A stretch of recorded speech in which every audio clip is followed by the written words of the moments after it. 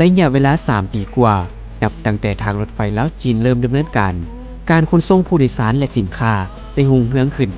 มีรถไฟบรรทุกผู้โดยสารจากทั่วโลกแล่นอย่างต่อเนื่องขั้วไฟที่ส่องแสงและเสาไฟที่กระจายอยู่ทั่วสถานีรถไฟ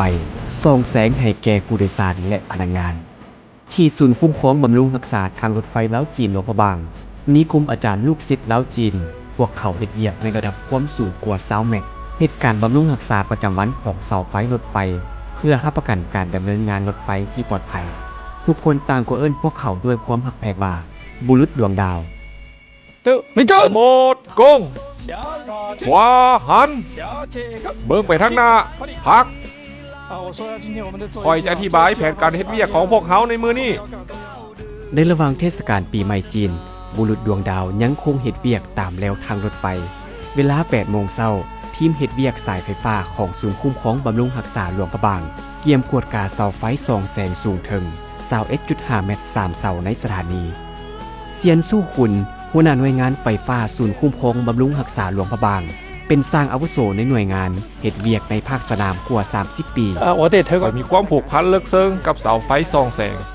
เฮ็ดเวียกมา31 ปีข่อยสมัครใจเข้าร่วมเวียกกวดกาเส้นทางรถไฟลาวจีนได้กวดกาปีนและซ่อมแปลงเสาไฟทุกสุดนับตั้งแต่เปิดนำไส้ทางรถไฟลาวจีนการนำไส้เสาไฟส่องแสงในสถานีและสถานที่ขนส่งสินค้าเพิ่มขึ้นอย่างต่อเนื่องเวียกของบุรุษดวงดาวเหล่านี้ก็แม่นกวดกาและซ่อมแปลงตามเส้นทางรถไฟลาวจีนปัจจุบันพวกเขามีพนักงานด้านไฟฟ้า5 คนฝ่ายจีน3 คนฝ่ายลาว2 คนเรียกประจำวันแม่นกวดการระบบไฟฟ้าเสาไฟและหม้อแปลงในสถานีแล้วบันทึกวิเคราะห์ข้อมูลการดำเนินงานวางแผนแก้ไขปัญหาที่พบเห็นแต่ละเสาสูงถึง22 เมตรเท่ากับตึก8 ชั้นต้องปีนบันไดหลายกว่า70 ขั้นซึ่งเป็นการทดสอบกำลังและความกล้าหาญของพนักงานทุกคนเมื่อระลึกถึงการปีนเสาไฟข้างดับอิฐพนักงานลาวซื้อตู้ทรงและจันทียังจื่อจำได้ดี爬到高处的时候你一动ถ้าเจ้าเน่งตัวเสาก็จะสั้นไปนำและลมก็แห้งหลายเมื่อลมพัดเสาก็สั้นไปตามลมฉะนั้นทุกการเคลื่อนไหวต้องระมัดระวังเป็นพิเศษ第一次ครั้งที่ค่อยปีนเสาค่อยบ่กล้าเหลียวลงเลยกล้าแต่เบิ่งขึ้นถึงเพราะค่อยย่านมือค่อยออกเหื่อหลายเขตเรียบตามทางรถไฟลาวจีนถึกเอิ้นว่าพิพิธภัณฑ์ธรณีศาสตร์มีโครงสร้างธรณีศาสตร์ที่ซับซ้อนสภาพอากาศเปลี่ยนแปลงหลายในทัศนะของเซียนสู้คุณสภาพแวดล้อมภายนอกมีผลกระทบหลายต่อพนักงานปฏิบัติงานสภาพแวดล้อมภายนอกส่วนใหญ่แม่นเกี่ยวกับดินฟ้าอากาศร้อนพนักงานของพวกเขาเฮ็ดเวียกในอุณหภูมิที่สูงอาจให้ในขาดน้ำเมื่อขาดน้ำหลายร่างกายจะมีอาการบ่ดีเป็นลมแดดการเฮ็ดเวียกในตอนกลางคืนก็มีความเสี่ยงหลักแม้ในระหว่างการปีนเสาไฟถ้าแสงสว่างบ่เพียงพออาจจะเหยียบบ่แน่นหรือมืนอีกอันนึงแมนเมื่อพวกเขาปีนไฟก็จะมีแมงไหม้มาห้วมตัวอ้อมอุปกรณ์ไฟฟ้าของพวกเขาก็สร้างความเสี่ยงด้านความปลอดภัยในการเฮ็ดเวียกให้กับพนักงานของพวกเขาทุกครั้งที่ปีนขึ้นเสาพนักงานต้องแบกเครื่องมือและอุปกรณ์หนัก3 กิโลเหยียบอยู่เทิงเหล็กที่กว้าง7 เซนติเมตรเป็นมุม45 องศา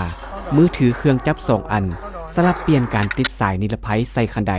ปีนขึ้นเทื่อละก้าวการเฮ็ดเวียกในที่สูงยังมาพร้อมกับความเสี่ยงจากความสูงและไฟฟ้าแห้งสูงอีกด้วยมีอยู่ครั้งหนึ่งขณะที่ค่อยปีนคานค่อยเหยียบพลาดแล้วเสือกตำแหน่งการเฮ็ดเวียกของค่อยก็ไหลไปอยู่ตำแหน่งนี้ดังนั้นตัวค่อยจึงตกอยู่กลางอากาศซึ่งเฮ็ดให้ค่อยรู้สึกย่านหลายอุบัติเหตุที่เกิดขึ้นกระทันหันก็เฮ็ดให้อาจารย์จีนตกใจเช่นกันทูซ่งเลือกตำแหน่งยืนและการมัดเสือกตำแหน่งการเฮ็ดเวียกตัวนี้หลังจากนั้นที่เกิดขึ้นในตอนหันน็อตที่ใส่แห้งเกินไปทางขายของเราได้เงียงลงจากนั้นเราก็สูญเสียการทรงตัวจากนั้นก็มืนลงมาโชคดีที่มาตรการความปลอดภัยตกจากที่สูงของพวกเขาดำเนินได้อย่างเหมาะสมจากนั้นก็ช่วยเหลือเราในอากาศสถานที่เกิดเหตุค่อยเห็นเราตกใจอย่างหุนแฮงและหายใจบ่ถึกจังหวะเซียนสู้คุ้นกล่าวว่าบ่ว่าจะเฮ็ดเวียกจากครั้ง ถ้าผิดพลาดครั้งเดียวชีวิตก็จบสิ้นแล้ว เพื่อหลีกเว้นวัตถุตกจากที่สูง พวกเขาได้ผูกเสือกกันตกใส่เครื่องมือทุกชนิดและทุกครั้งที่เหตุเวียกจะมีการเอื้อนตอบรับกัน และเตือนตัวเองอยู่เสมอ ภายใต้การชี้นำและสั่งสอนอย่างละเอียดของอาจารย์จีน บรรดาลูกศิษย์คนลาวได้เติบใหญ่อย่างว่องไว และค้นพบความหมายของอาชีพตนในการเฮ็ดเวียก ตอนที่เริ่มเฮ็ดเวียกอยู่นี่ใหม่ๆค่อยบ่ค่อยมักเวียกนี้เลย แต่ภายหลังที่ค่อยได้ยืนอยู่เสาเหล็ก และแนมเบิงขบวนรถไฟ แต่ละขบวนที่ผ่านไปอยังปลอดภัย ก็ได้เฮ็ดให้ค่อยรู้สึกว่าเวียกนี้มีความหมายหลาย อาจารย์จีนก็ได้เรียนรู้ความรู้ใหม่จากลูกศิษย์ของตน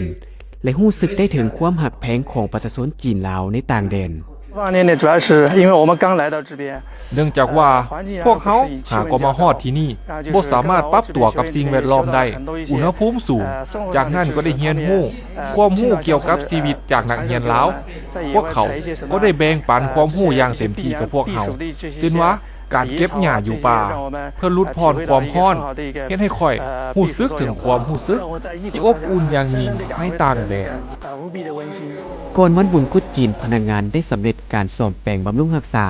เงินเสาไฟ 18 หลัง ดอกไฟ 93 ดอก และน็อตหลายกว่า 8,000 น็อต